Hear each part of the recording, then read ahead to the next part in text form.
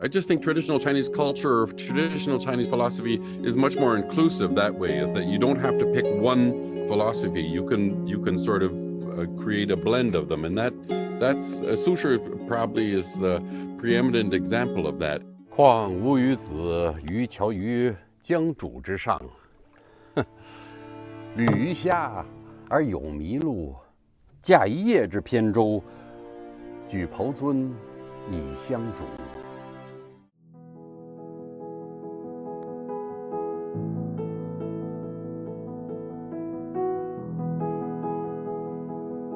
This Prime Minister's visit by Canada to China will be the very first time after a long time. For you, what does that mean? The overall environment is important for all of us working between Canada and China, I believe. So it's a positive sign. You can feel it in the air. You can feel the energy building, and we're all looking forward to a successful visit.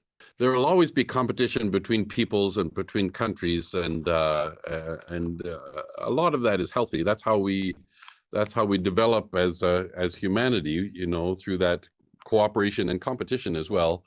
And the East is up and the West is down. I don't really buy into that as a simple philosophy, because I think after all, we're all in this together. And when I'm researching Sudongpo and traditional Chinese culture, this is also world heritage as well. It belongs to the world. And I think the world needs to know a little bit more about the best of Chinese culture.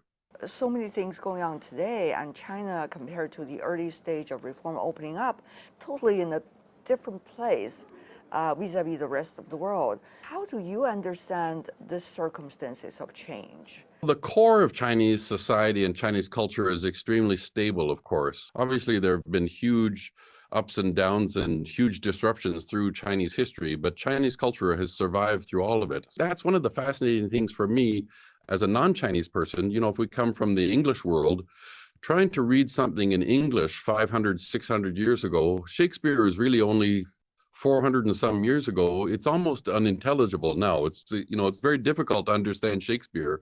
But in the Chinese language, you can read things that were written 1,000, 2,000 or more years ago, and with a basic education, they're still understandable. And I think that's one of the great things about China, is that we can look back 1,000 years and find something that's like immediately relevant to China today.